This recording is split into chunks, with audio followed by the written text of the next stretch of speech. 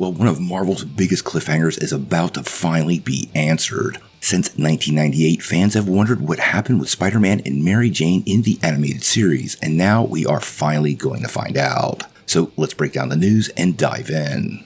Well, if you were a 90s kid, then you remember one of the most popular animated series ever was Spider-Man the Animated Series. It actually had a great Secret Wars and Spider-Wars event and closed out with a major cliffhanger in 1998. Now, Mary Jane was lost in another reality, and that story thread was never resolved. Now, when X-Men 97 was released on Disney Plus last year, well, we got a little peek at a potential Spider-Man, maybe the same Spider-Man, and fans started talking about whether this series could come back and that classic cliffhanger could finally be resolved. Now, I know many of you were hoping that Spider-Man 94 would be an animated series, but quite honestly, that always seemed a bit unlikely since Marvel Animation was working on your friendly neighborhood Spider-Man, and they probably wouldn't work on a competing series. Now, earlier today, we found out that Marvel Comics is going to do a 4-issue run to finally answer those big questions. Now, it'll be written by legendary scribe J.M. DeMatteis, who actually worked on the animated series, and will have art by Jim Toh.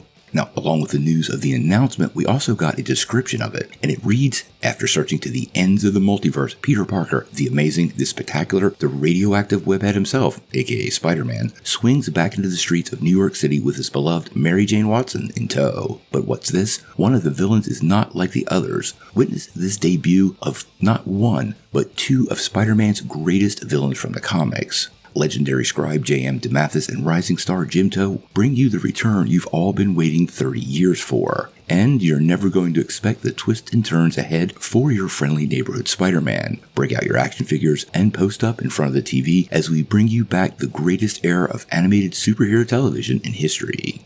Now, not a lot was revealed in that description, but it definitely gets us pretty hyped for the upcoming project. And honestly, I think this is a great way to give fans what they've been waiting for. They aren't kidding, this was a pretty great era for Marvel Animation. Not only did we have Spider-Man and the X-Men, but there was also Iron Man, the Hulk, Fantastic Four, Silver Surfer, and even an Avengers series. So the 1990s were a pretty special time for Marvel Animation, and not something we've ever really returned to since. Now, we also got a little cover art and a statement from DeMatteis, so let's check out the cover art first. So this first cover definitely seems to indicate maybe Venom could be part of this project, but just seeing the logo officially done like this definitely gets me excited. Now, the second cover though seems to cover pretty much most of Spider-Man's major villains from that series, and there's a lot of familiar faces here. And seeing that the Green Goblin is kind of prominent in the background, I do highly suspect he will be part of the project.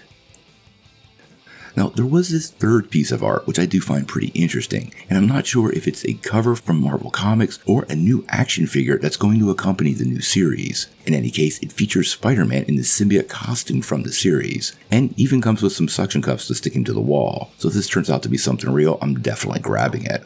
Now, as far as J.M. DeMatteis goes, he definitely seemed pretty excited for the show, and honestly guys, I'm glad they brought him back because he worked on the original. He said, the 1990 Spider-Man animated series has become a beloved part of Spider-Man lore. It was the introduction of Peter Parker and his universe for an entire generation, and I'm delighted to be diving back into that universe. We're treating this as the next season of the show, which means we're introducing new villains, new challenges, new adventures for Peter, while doing our best to remain true to the creative spirit that John Semper and company established with the original show.